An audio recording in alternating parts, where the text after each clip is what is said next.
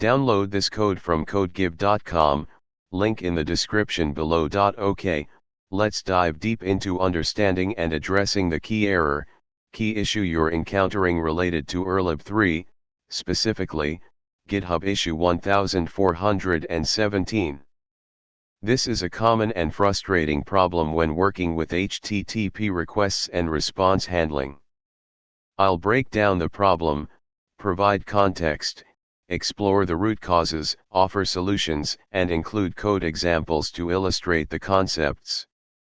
Understanding the problem, key error, key in urllib3 response headers. The key error, key, or sometimes key error, content type, key error, content length, or a similar header name, when using urllib3 generally indicates that you're trying to access a specific HTTP header within the response, but that header is not present in the response headers received from the server. This can happen for several reasons, including: one server doesn't send the header *, the server you're communicating with simply isn't including the header you're looking for in its response. This is the most common reason. Servers aren't obligated to include every possible header in every response. 2. Case sensitivity *, HTTP headers are case insensitive in transmission, but their case sensitivity in the response headers as received by your application depends on the underlying implementation and the way you're accessing them. urllib3, by default, stores headers in a case insensitive way, but how you try to access them might still cause issues. 3. Misspelled header name *, you've made a typo in the header name you're trying to retrieve, example content type instead of content type. 4. Header transformation *, the urllib3 library, or other layers, like a proxy, might be transforming the header names internally in some cases. 5. Response handling errors *, a less common, but possible, cause is an error during the parsing of the response, leading to incomplete header information. Context: urllib3 and HTTP requests.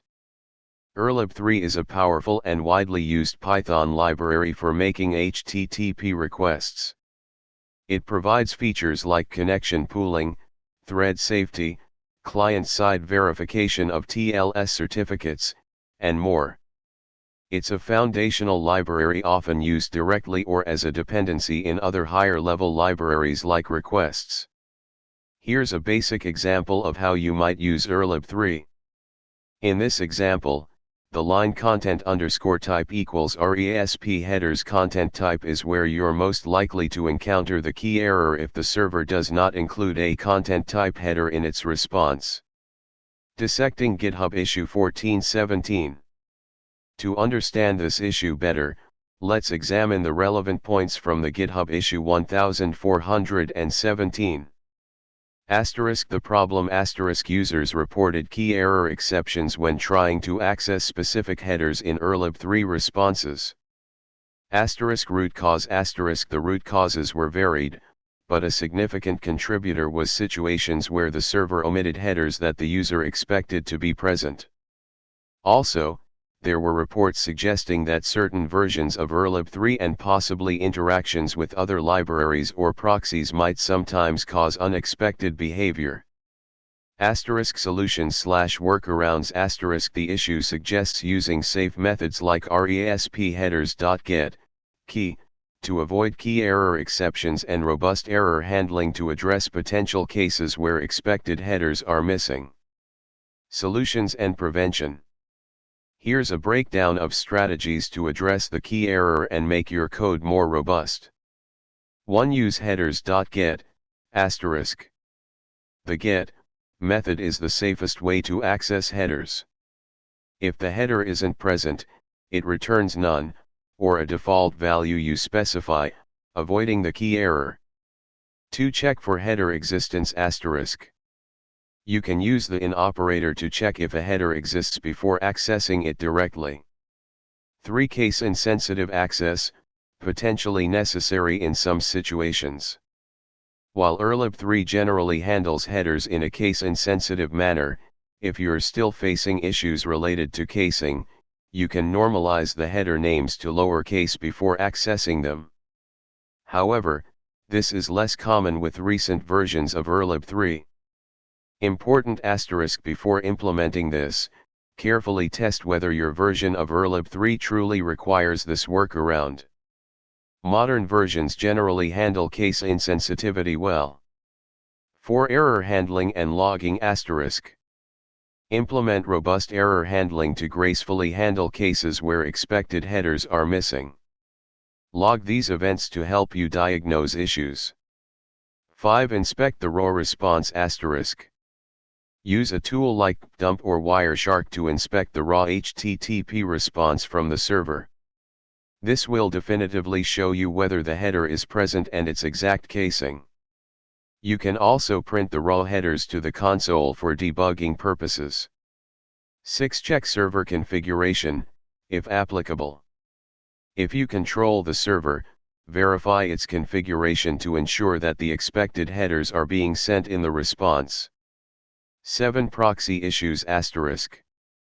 If you're using a proxy server, it might be stripping or modifying headers.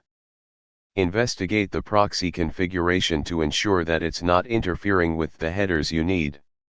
You can also try bypassing the proxy temporarily to see if the issue resolves itself. 8. Upgrade urllib3 asterisk. Ensure you are using the latest version of urllib3. Bugs get fixed, and newer versions might have improved header handling. Example, combining solutions. Here's a more complete example that combines multiple best practices. Key takeaways asterisk. Asterisk. The key error, key in urllib3 often signifies a missing HTTP header. Asterisk. Use RESP headers.get, key, to avoid key error exceptions. Asterisk. Implement robust error handling and logging.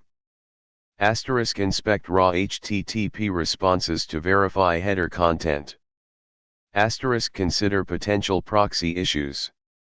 Asterisk. Keep your urllib3 library up to date. Asterisk. Understand that servers aren't required to send every possible header. Asterisk. Test and adapt your code based on the specific server you are interacting with. By understanding the problem and applying these solutions, you can make your code more resilient to missing headers and improve the overall reliability of your applications that use urllib3. Remember to always test your code thoroughly with various servers and configurations to ensure that it handles missing headers gracefully. Good luck.